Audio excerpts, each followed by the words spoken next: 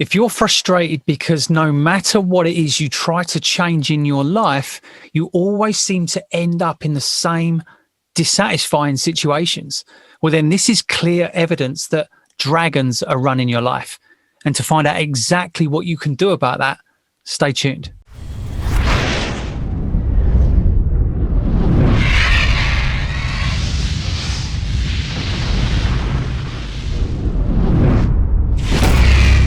Welcome to Follow the Calling. Be confident in knowing how to get the results you want. Be secure in knowing who you really are. Be inspired by the possibility of the difference you're here to make. Follow your calling and experience true fulfillment. So welcome to this episode of Follow the Calling. In this episode, we're going to break down how you can begin to recognize that dragons or limiting beliefs are at work in your life so that you can begin to train those dragons that are driving you, take back your power, and finally set a course for the life you really want. Now, Andy, we were talking about this a little bit before we began recording this episode. And one of the major problems that people are facing is that they're being driven by these beliefs, by these dragons that are hiding out in the background, and they don't even know that they have these beliefs. Right. And you might think like, well, how could I have a belief that I don't know that I have? Yeah. Yeah, because beliefs are not like, well, I mean, we've said this before, right? But to make to distinguish the difference between beliefs and opinions, or, opinions are something that you have. If you have an opinion about something in life, you have it and you're speaking it out loud. It's very much from the conscious part of your thinking. But a belief is something that exists in the subconscious. It's something that has been put there in the past, that has that is basically, it's driving everything you think, everything you feel, everything you say and do, and therefore all the results you're getting. And we're often absolutely not aware that a belief is running in the background. And like beliefs are something that we can say we believe certain things, but that then becomes something we're conscious of, and we can use beliefs to empower us. But it's usually when we're conscious of our beliefs that we can use them to empower us. But it's the insidious ones that are controlling our results and having us keep experiencing this repeat pattern of dissatisfaction. They're the insidious ones. They're the ones that we're not aware of, the patterns that are running in the background of our subconscious, right? Right. So some of the ways that you can know that this is happening for you, and I believe that it happens for everybody, and it even happens for us. It still happens for us. Of course, it's not just like a basic human thing, right? Yeah, it's not like we're immune to this or anything.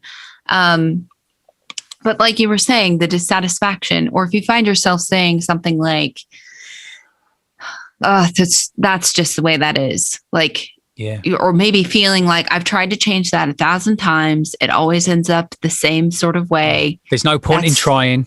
There's no point in trying. That's just the way life is for me. Yeah. Or maybe you're saying something like, oh, well, maybe someone asks you about how your relationship is and you say, yeah, it's, we get on. But we've got kids. It's as good as it can be. Right. There's that kind of resignation about it. You know what I'm saying?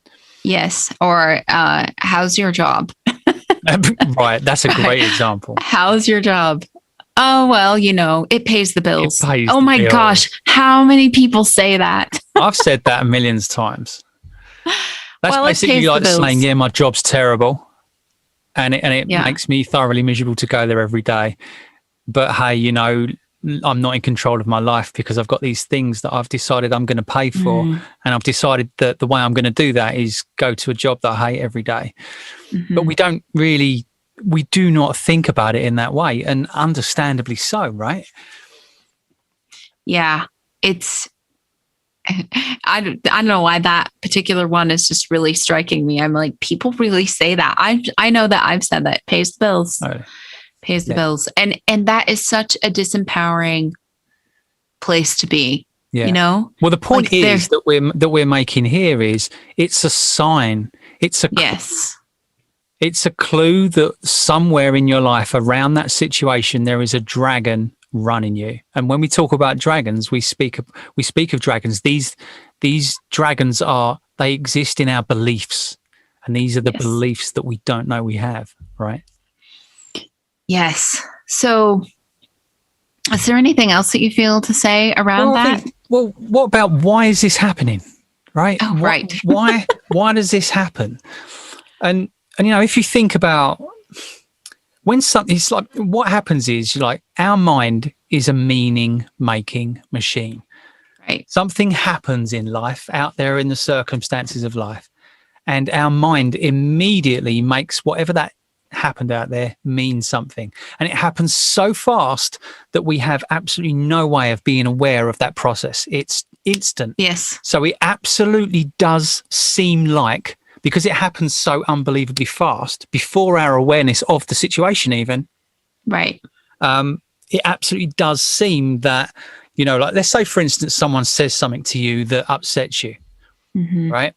And then our mind immediately goes to making it mean something like, oh, that person's a horrible person, or that person doesn't like me. Right. Right. And it's like immediately our mind goes to that. And then therefore it has control over us, and it determines how we're able to act around that situation. And it has us on the run from it, really, because it brings up uncomfortable feelings that we just don't really want to face. Right, that we don't want to deal with. And so a lot of these things happen when we're young, right? Before, when we find ourselves in situations when we're young, probably even ones that, I think a lot of ones that we don't even really remember. And when we're so young that we don't have the context for everything that's happening. No, right. So it could have been something completely innocent. I've got a great example that I know from my life, right? Like in the past, it was like in class, that's in primary school, where I was like, 7 or 8 years old, and the teacher asks a question and you put your hand up and you get it wrong. And the kids around you laugh. And someone might even turn around and say, you idiot, or something like, you got it wrong, ha ha, or something like that. So immediately, as a child, what gets installed there is the meaning that when I put my hand up, or when I stand out, or I decide to shine or contribute, bad things happen, right? And it's like immediately that meaning happens. Or, maybe you do get it right, or maybe the teacher calls on you, right? I'm thinking about being in choir and stuff, and I got pulled out several times, and I'm not aware that any of this actually happened, but then you get labeled the teacher's pet. Right. Okay. Yeah. Gotcha. And then your mind makes that mean that doing well, even though you've done it right, that's also wrong, because it brings you suffering, it brings you pain, it brings you fear and anxiety. Rejection. Yeah, there you go. Yes. Which is the driving fear behind all of our lives, really, right? As humans. So if we're honest, right, if we really get to the bottom of things, the fear of rejection is really what's going on most of the time. Yeah. This is what has us trying to cover our tracks all the time. But, it's really like where these beliefs are running our life. I think the thing is, it's like, okay, so I've got these beliefs, and they might have even been there since my childhood, but what can I do about that? And that's because we feel that we don't know what to do about that. That's why we say things like, oh, it's just the way it is. Right. Oh, it's as good as it can be, because we just can't find the solution. Right. But, in the methodology of the Polaris game is something that brings light to this matter for all of our voyagers. And this is something that, the Polaris game being something that we created because we needed that support for ourselves.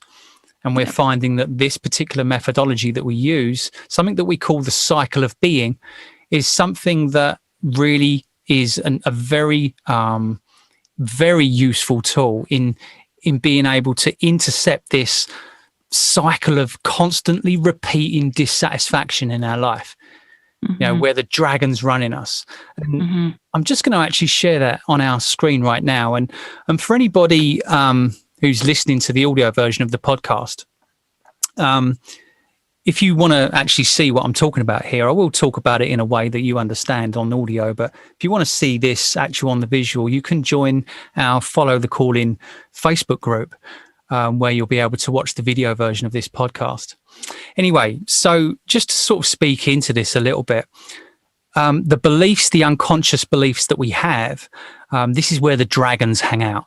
This is the belief that, say, for instance, when I put my hand up in class, and I shine my light, bad things happen. That's where the beliefs live. That's where the dragons live. Now, what happens is our beliefs determine where it is in life we place our attention. I mean, to give you an example, right? If I don't believe I'm capable of earning $1 million, then I won't be placing my attention on different ways of earning $1 million. Right? I'm playing small because I don't believe it's possible. So my attention isn't even on the possibility of earning $1 million, right? So, not to make it all about money all the time, but I think it's an example that people get. But so our beliefs determine where we place our attention, and where we place our attention determines the thoughts and feelings that we experience. And the thoughts and feelings that we experience determine what access we have to different kinds of action, and speech being one of those actions. So to give an example, if we're feeling really upset because somebody said something to us, going back up here on the cycle of being at the top, we've got our attention on this person doesn't like me. The thoughts and feelings that are coming in, we're upset, we might be offended, we feel anxious or rejected. And now we haven't got access to taking actions that are conducive to our well-being, are conducive to our happiness. We might say something defensive or nasty in return because we feel that that's all we've got access to with those thoughts and feelings that we've got going on. And because we've only got access to the speech and actions that aren't coming from an empowering place, that leads to results that we basically are dissatisfied with in life. And that just is more evidence for our minds to make that mean that we were right all along, that people don't like us, that we shouldn't put our hand up in class, that it's not possible to earn $1 million, that I should play small, whatever it is. Because like I say, if you're taking actions that get you a certain set of results, that just is evidence to feed back into the belief of what you think is and isn't possible. So just to stop that sharing there, to continue the conversation, I think it'd be really good, Tiff, if we could share examples from our life, how we've experienced this cycle of dissatisfaction, and how in our life we also managed to consciously interrupt that cycle to enter into a more empowering experience. Because there's something you could share from your life, mate. Yeah. So the thing that comes up for me is really around, career and money. Right. So I think a lot of my life I've spent focusing on making good money so that I could do the things that I want to do, so that I can be responsible and take care of myself and be independent. And so that is where my attention was placed. And that had me, well, I guess maybe I'll back up one step. I was kind of thinking about doing this the other way, but the belief that I really feel was running me was that I can't be successful unless I have a real job. So it's, and that is just a lot of what I was told. And I just never felt satisfied in that space, but I felt stuck there because I had this belief that I needed to have a real job in order to make good money, to support myself, to be responsible, to do all of those things. Right. Sure. Yeah. Yeah. So that's where my attention was placed, around that I was bringing in good money, and that a job is a way to get that. Right? And that a job is a way to get that. And then there's other things that play off of that as well, like the acceptance and approval of people who were around me, for bringing in good money and being able to take care of myself and, being responsible. And that really kept feeding the thoughts of just, again, I felt like there was something more for me, and I wasn't satisfied where I was, but the thinking just supported that. Well, you need to have a real job to make good money. You need to be responsible. You need, again, I've said this 3 times already, but you need to be able to take care of yourself. And yes, not keep looking, because the grass is always greener, and you shouldn't keep looking for, and you're doing well, doing well. You're making good money. Like, you're doing well, but it doesn't feel good, right? Right. Well, that is just the thing. That's the key. And so, the thing with that too is, as far as what that gave me access to doing, it was because I had a major conflict going on inside of me. It was this feeling that there's more for me, that I'm not satisfied in what it is that I'm doing. Yeah. But this belief that's driving me. And so I would play around with other things, but I was never fully committed to any of them, because I had this belief that I needed to have a real job to make the kind of money so that I could be responsible and independent and all of those things. Yeah, right. And there were times in my life when I had, there was one point in my life where I put my house on the market. I decided to move closer to family again. I put my house on the market. It sold in a day.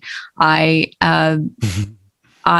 quit my job. I gave my 2 weeks notice right then and packed up and moved without having any plans. And I wanted, I know that I wanted to start a business even then. But, one thing led to another. And then I found myself like, okay, I need to bring in a little bit of money, which took me back to the way that I know how to bring in money. Yeah, because the thing is, right, the results you were getting were still not working. So that's just feeding the belief that you need a job to be successful. You need a job to live well, to be accepted, to get on well in life. It's just feeding the belief, isn't it? The results that you were getting. Yeah. And so then I just found myself, and I've done this a few times in my life, getting sucked back into getting a job. As a nurse in different areas, always in different areas of nursing. So that I could, hopefully find fulfillment in those areas. But it just, it just never came. And like you said, I've repeated this, and like I'm also saying, I've repeated this many, many times. I've seen myself go through that.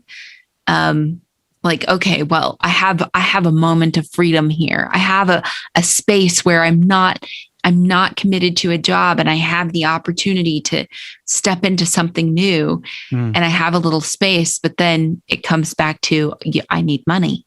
Yeah. Absolutely. I need money. Because the point how is, do I know? Tiff, it's what's causing those feelings of insecurity that are bringing you back to that belief of, I need money. And okay, we all need money, but the point is, it's how you get the money, right? Right. So it's what's bringing you back there is where you're placing your attention, right? Because that's bringing in the thoughts of, I need money, I need to do it in this particular way. And what you actually ended up changing for yourself was where you were placing your attention. That was the thing that you consciously made a change to, right? Absolutely. And I did. Not so long ago, just again, working in yet another nursing position, This is probably 3 or 4 jobs after the incident that I was just thinking of. And, and you know, there are a few other things that happened in my life, but the thing that I kept feeling more and more strongly about was that I just need to pursue what it is that I feel pulled to do, which was definitely not the job that I was doing. So, and I believe that is where I decided to start focusing my attention is putting my energy and my commitment behind what it is that I feel pulled to do. And to be honest, I didn't even know exactly what that was. I just knew I had an idea. That's a good point. But I just knew that it wasn't what I was doing. It wasn't being a nurse, right? But the thing is, the more you place your attention on something, the more information comes your way, right? Reveals itself. Exactly. It begins to grow. Where you place your energy grows, right? Your attention is your energy. So exactly. So I, in the most probably irresponsible time in my life for me to quit a job, I did. I left my career of nursing and to pursue what it is that I really want to do with my life.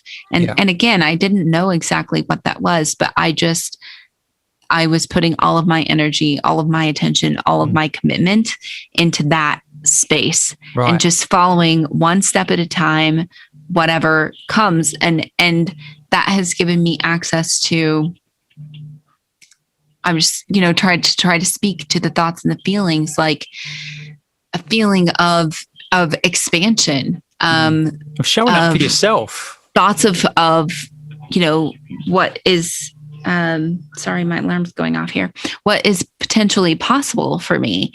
And then just watching things come, because we always talk about having a conversation with life, right? So just as the more I put myself in that position, the more things started to show up, the more things started to come together. And then this is how the Polaris game was created. I never in a million years dreamed of the Polaris game myself. Of course. Neither of us did. Nobody did. I never knew that this to both of us. Right. It did. And just like with the building blocks, just showing up when they needed to show up. And, because you were placing your attention in a different place. You were thinking about things in a different way. Because you were thinking about things in a different way, you were feeling different about your life. It gave you access to different actions. Yes. Because of feeling different. And I let go of where I was placing my attention before, or what I was making, success mean to me, or responsibility mean to me. Yeah. Or even the fact that you haven't got that yet, you're detaching that from money. Well. Yeah. Yeah. And then the point is, though, that because you're taking actions that are now in alignment with what it is you really want, you're now starting to, that feeds into the results. You're now starting to create a life, right? Yeah. I mean, the thing that really comes up for me there is just, and I know that I've said this a few months ago, I finally feel like I belong to my life. Yeah, right. It's showing up for yourself, isn't it? It's placing an attention on something that it's placing your attention on what's important to you, so that your thoughts and feelings revolve around what's important to you. And that isn't selfish, because when we are serving ourselves first, we automatically put ourselves in a position to serve others. If we haven't got anything to give, we can't give anything to anybody. We have to have something to give first. We can't be giving from an empty cup. And you like very rightly say, you're putting your attention on what was important to you, and it put you in a strong position. And now look at the service that we get to provide for people in the Polaris game. I know, it's incredible. It's really incredible. There's nothing selfish about that. There's there are times when I feel like I don't recognize my life because it's so different from the life that I've lived yourself. for the majority of my adult life, Mm. and that's really, really exciting. Of course. And the point is here, really, all the while, you haven't had to do anything about the fact that you had that belief that the way to earn money, be successful, be accepted is to have a good, respectable job. You didn't have to do anything about that belief. All you needed to do was place your attention in a different space, and that led to different thoughts and feelings, different speech and actions, different results, therefore undermining the belief that was there. Right. And exactly. And I mean, there is another element to that, because it's not like that just ceases to exist in my life. No, right. There are times when that still comes up, but what we would say in the game, and what you and I do regularly, is just acknowledge that when it comes up. There's nothing wrong with it being there. And that's just the thing, like not being in resistance to it being there. So we talk a lot about training the dragons. We're talking about dragons today, right? Yeah. Talk a lot about training these dragons. It's not what we've been doing all of our lives, is fighting them and resisting them, dragon, and trying to, and we're wrangling them and throwing them back in the dungeon of our bodies and carrying these things around with us. And really what I believe is that our dragons are just the fragmented pieces of us that we've left scattered across our past. Yeah. And they're asking to come home and be integrated back into the whole, because we are whole, perfect, and complete. Yeah.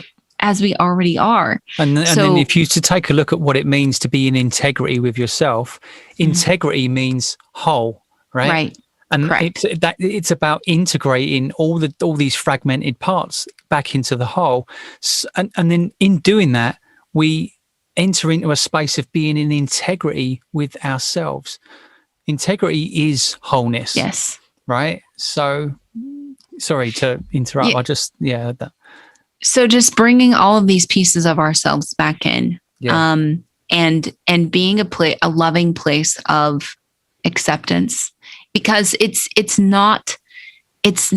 what makes us whole, perfect, complete is not the perfection and the goodness. It's both sides. It's the light and the dark. Mm-hmm. And that that's all makes us taking whole. place inside of us.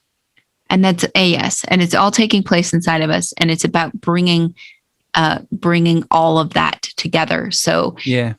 I just want to point out, it's not like that belief never shows itself. It's not that dragon never shows up for me. It's just the way that I choose to be with it now, as opposed to what I would have done before. And when you say the way you choose to be with it, what's actually changing there is what you're actually choosing to change is where you place your attention. Mm-hmm. Okay, so if we're when the dragon comes up, if we decide to place our attention on the dissatisfaction and the fact that this is happening again, and all these thoughts and feelings that, oh my God, I knew I couldn't do this. I knew I'd be wrong. See, everybody told me so, and I should have listened. If we're placing our attention on that, then of course, it's going to keep it going. And what we're trying to do is fight that dragon. But to reintegrate and train the dragon, we need to be with that. We need to not be making the dragon wrong. We need to acknowledge the dragon and thank it for being here, and be a space of love and acceptance for it, because the only reason it's coming up is because it wants to leave. And if only we would let it leave, right? If only we wouldn't be so attached to things being a certain way in our life, we wouldn't be fighting the dragon. Yeah. We would realize that the dragon's actually, on the flip side of this, has a gift for us. Yeah. A magical gift, that a surprise party of who knows what. Yeah. Just around the corner, just waiting for us, if we would only just be able to be with that dissatisfaction that comes up and be honest about it. A lot of the time we paint over the dissatisfaction in our life and we go, oh, it's okay, and we put on a brave face and try to get on with it. And it's not to say that there's anything wrong with doing that, but it does have consequences, and it's a choice that we make in our life. And, it's a choice to either be honest and straight about your dissatisfaction and therefore empower yourself, because that's taking responsibility for it. So therefore empower yourself to be free from it. Or we can continue to pretend it's not there, and it will just run our life. Yes. And it's because we don't want to turn around and face the discomfort of Right. what it means to train the dragon, right? Yeah. I mean, I'm not saying that it can't be uncomfortable. It can be uncomfortable, but Yeah. there's also nothing wrong with that, right? It's Right. we think that we're here to just be happy all the time. We think that we should, there's this, idea of utopia where we are just happy and fulfilled and Nothing ever goes and wrong. nothing ever goes wrong. And that's not what it means Everything to be goes our way. whole, perfect, and complete. No. Because it is all about the shadow and the light. And it's about being a space for all of that to happen. And when you think about it, what's actually happening is it's that meaning-making machine kicking in again. Something goes wrong, something doesn't go our way, and we make that mean that we're a bad person, or that we don't deserve this, or that this person's horrible, or that they don't like me. And it's like we make it mean something. And to speak to the dissatisfaction of turning around to train the dragon rather than fight the dragon, making that shift internally, it's like, well, okay, there's not dissatisfaction, the discomfort of doing that. It's like you were saying, there's nothing wrong with that discomfort, but we make discomfort mean that something's wrong. Right. Yes. Right? It's not. Discomfort is just information.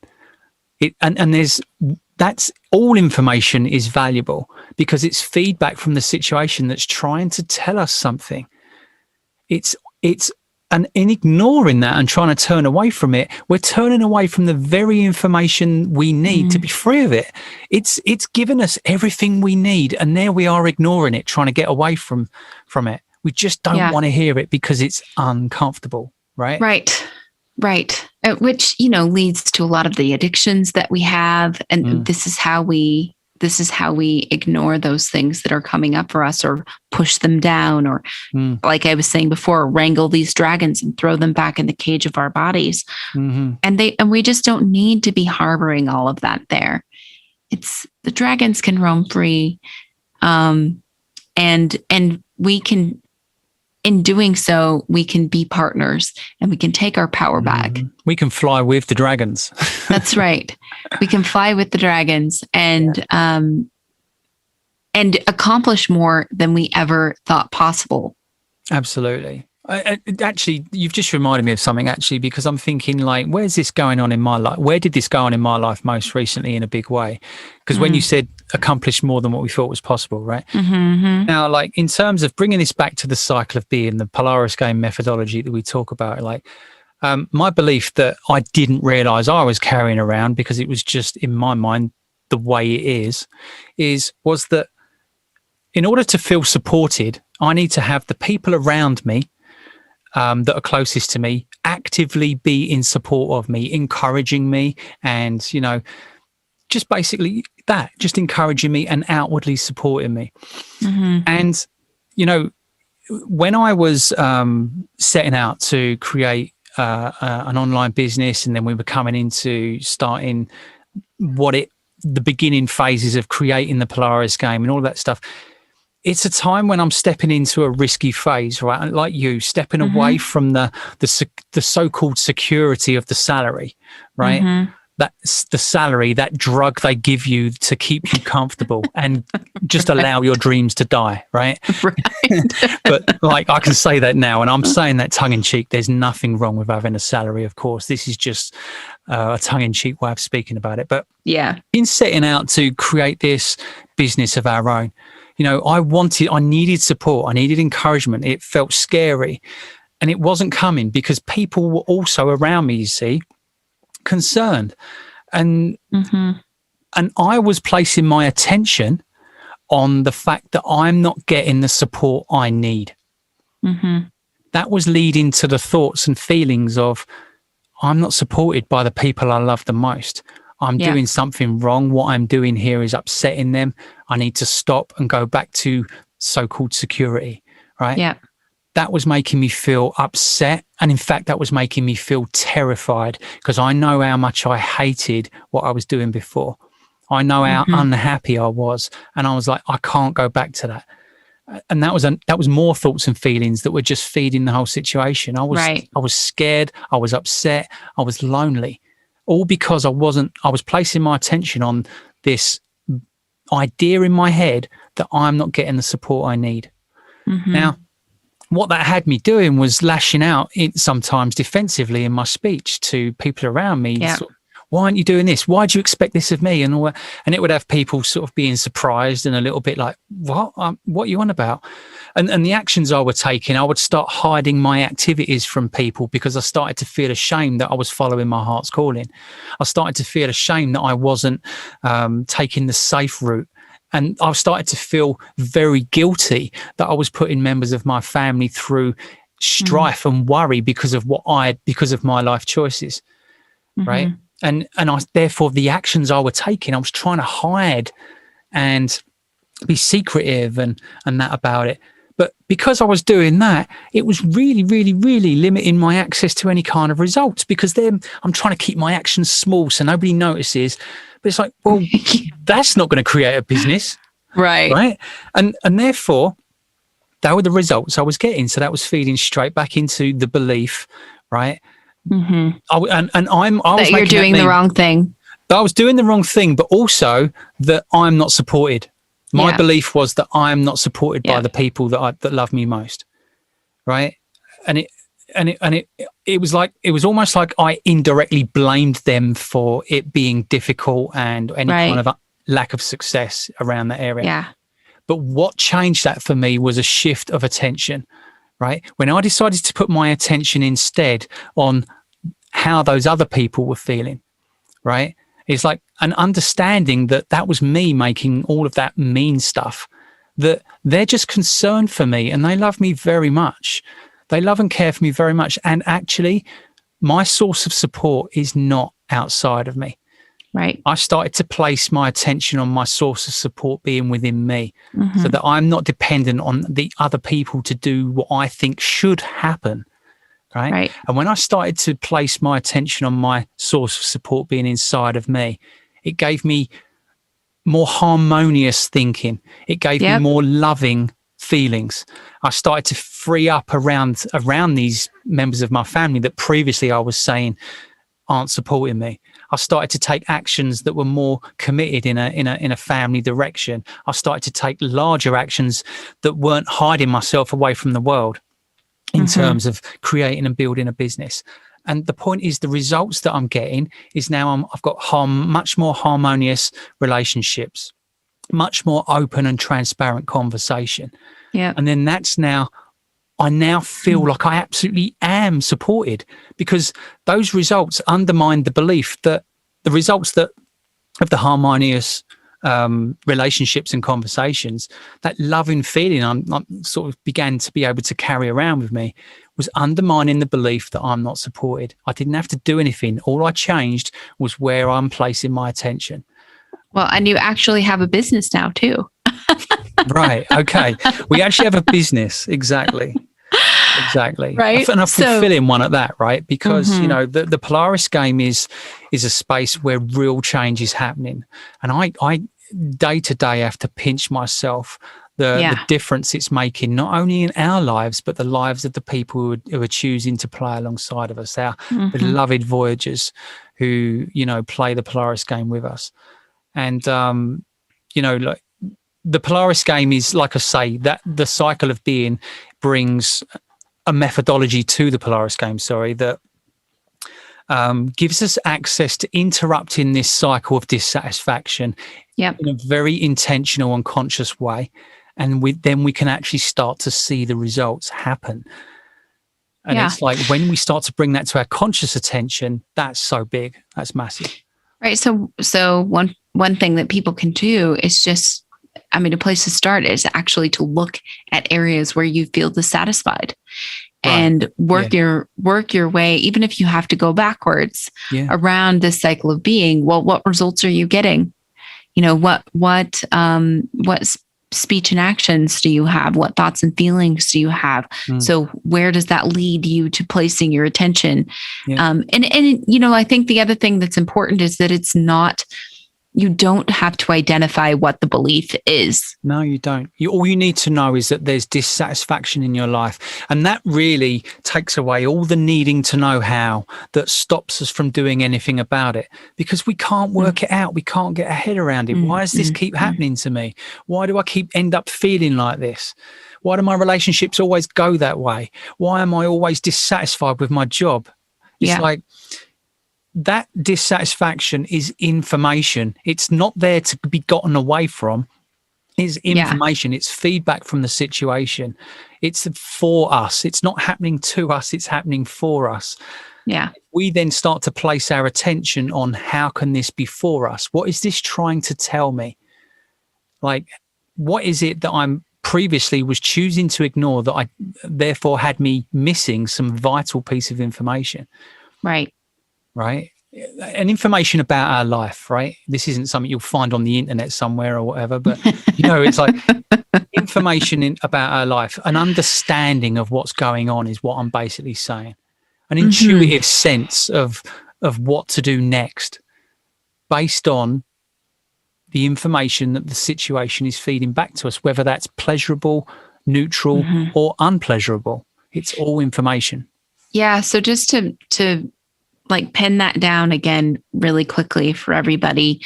If you have dissatisfaction in your life, it's a key indicator that there's a dragon at play. There's a dragon at work. It's a clue of where to look, isn't it? Yes, it is a clue of where to look. So I would, I think that we should wrap up here, Andy, and good shout, and just let everybody know that we will be continuing this conversation in the Guardians Lounge, which is exclusive to our Follow the Calling podcast community on Facebook. And in that space, we regularly invite 2 of our community members to join us in the Guardians Lounge. So if you're interested in being part of the ongoing conversation here, be sure to join the Facebook community and watch our welcome video for further instructions. And you'll be able to find that link in the show notes. Look forward to that. Definitely. All right, Tiff. Thanks very much for today. I've enjoyed today's conversation, mate. Yes, it's been good. And so, as always, how does it get better than this, everyone? And what else is possible? And we will see you on the next episode of Follow the Calling. Nice one. Thank you for showing up for yourself and exploring this space with us. We are a stand for you to follow your calling, whatever that might be. Be sure to subscribe, and if you're interested in playing with the concepts we share on this podcast and you'd like to continue this conversation with us, we invite you to join us in the Follow the Calling podcast community on Facebook, and you can find the link for that in the show notes.